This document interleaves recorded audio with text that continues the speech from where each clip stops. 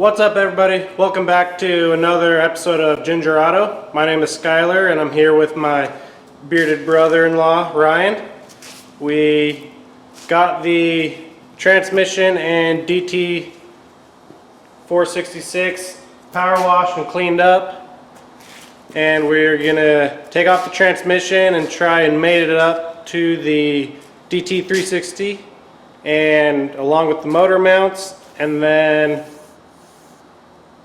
I guess just see what we can use off of the engines between the two to make one.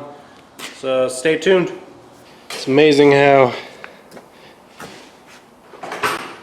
bright this engine is.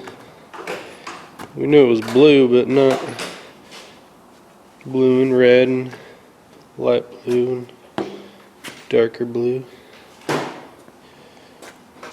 So yeah, we're gonna start by zipping off these tranny bolts so we can pull it.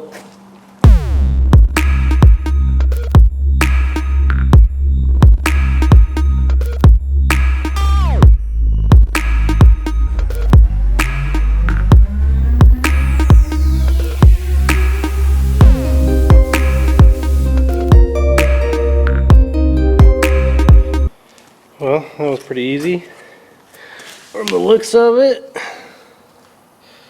Looks like an old transmission. Been in for a while. Lots of grease but it worked fine. So I don't think we need to worry about anything. So we're gonna try and test fit it onto this and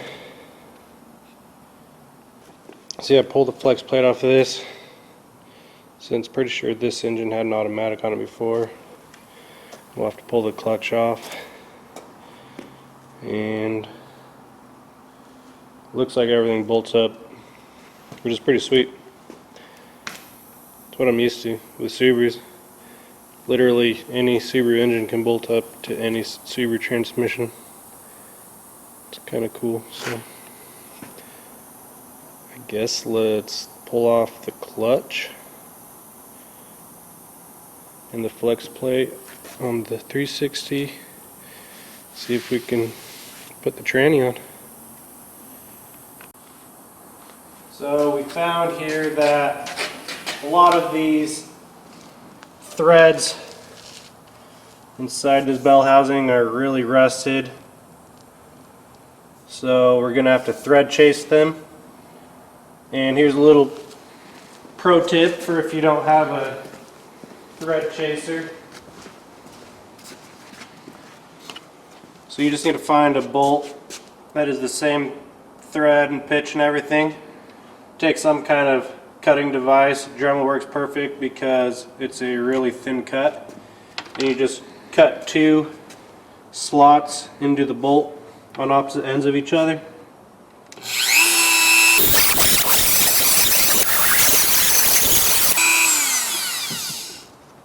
So just like that. The point of a thread chaser is to clean up the threads in the block. So cutting those two grooves gives the dirt or rust or whatever is causing the bolt not to thread in a place to go. As you thread it in, they'll fall into those grooves and work themselves out. So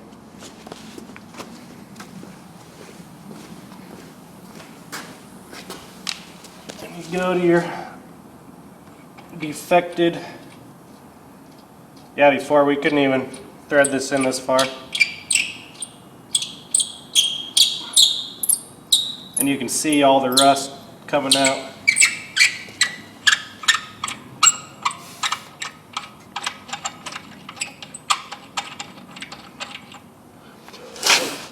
So see all the rust on there. Little pro tip, DIY, if you don't have a set of thread chasers, you can just make your own.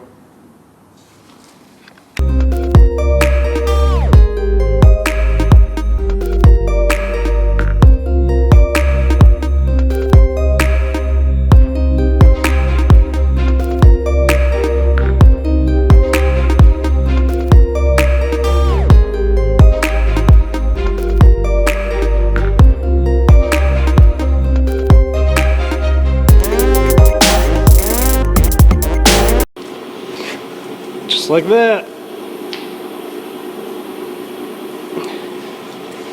Got the super cool twin disc clutch. No big deal. Because race car.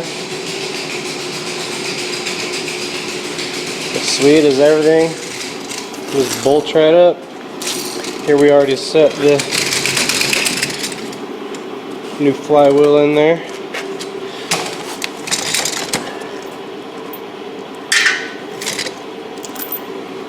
Nice and shiny.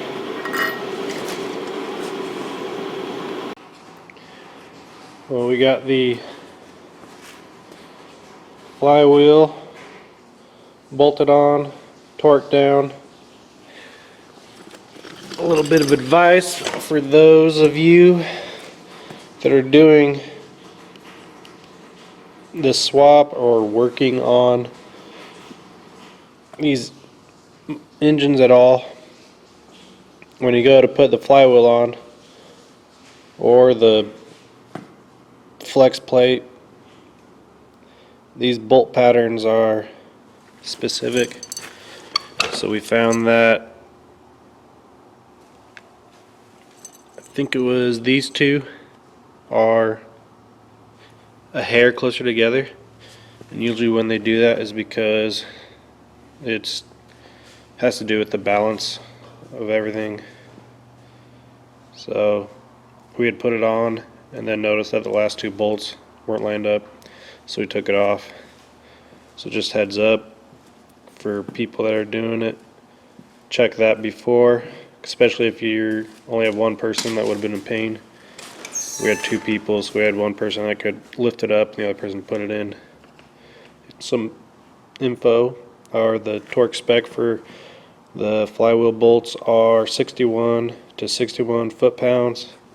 So I did ours at like 61 to 69. What did I say? You said 61 to 69. Yeah, super specific. So the torque specs are 61 to 69, and I did ours at like 67, just because I figured rather be a hair closer to the tighter side than the lighter side. Know what I'm saying? So yeah, we were stuck to get that all done, and then realized that we don't have a clutch alignment tool, and since this is a dual clutch setup, dual disc setup, it would be like impossible to try and eyeball it. So we found one on Amazon for like 42 bucks, and that'll be here in 2 days. So we're on hold with the engine. So yeah, we'll catch you tomorrow and we'll figure out what we're doing. What's up, guys? Welcome back to day number 2 of the transmission engine install. We finally got our tool and we're ready to put in the clutch. So for those of you who don't know what a clutch alignment tool is, this is pretty much what they all look like. They have splines that match the splines on the transmission, and this just makes it so you can put this into your flywheel and then it will align your clutches up. You bolt on the pressure plate, and then when you pull this out, all your clutches will be perfectly lined up so that the splines will go in smoothly. So we've been waiting 3 days for this big black piece of plastic. So let's get this transmission on.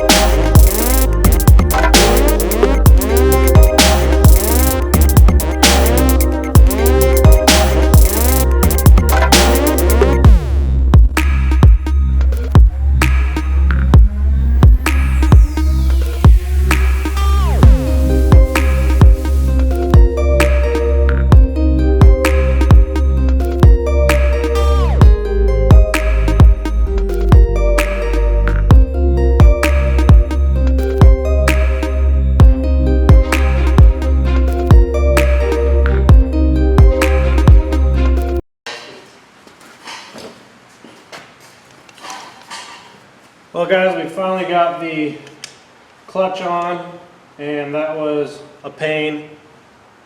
If you're alone doing this, I would advise to get a friend to help. If you don't have any friends, well, your life's going to be a lot harder. It was just a pain. It's such a heavy mass with the dual disc, and it's just big, period, that it's hard to hold it up and get the pressure plate bolts lined up and screwed in. So even with two of us, it was a pain. So I wouldn't advise doing it alone. So now I'm going to torque down the pressure plate bolts, and it calls for in between 26 and 33 foot-pounds. So I'm going to do that really fast, and then we're going to try and mount the tranny up. Alright, my other torque wrench didn't go that low, didn't go below 50, so I had to get my other one. And we will set this for 20. No, I'm going to go for 30. Sounds like a good in-betweener. So.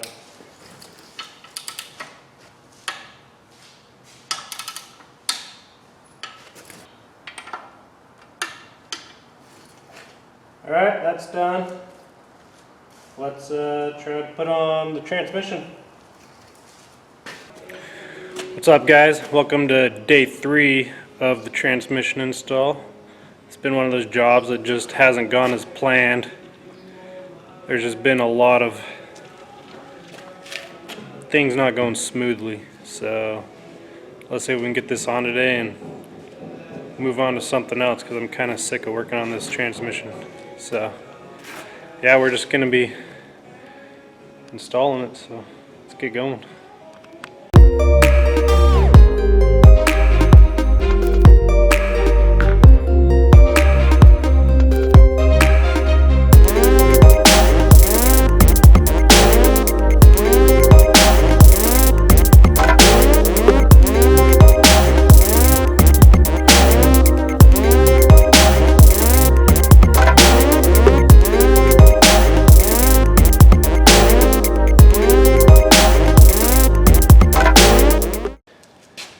Well, we finally got the transmission on. Only took us a week. But she slid right in. It's working, it's engaging properly, disengaging properly, so that's always a good sign. Because it sucks pulling trannies because you did it wrong. So I think put the motor mounts on, and then I think that'll be it for this video. Well, here we have the rear motor mounts on each side, and the front mount, which is under here. So yeah, she's ready to mount onto the frame. Thanks to everyone who is watching and who is keeping up with the progress of the build. If you would like to keep up with the progress, just remember to like and subscribe, and even hit that notification button so that every time I do upload a video that you will get a notification and you can watch it one of the first ones. So yeah, we'll catch you on the next video.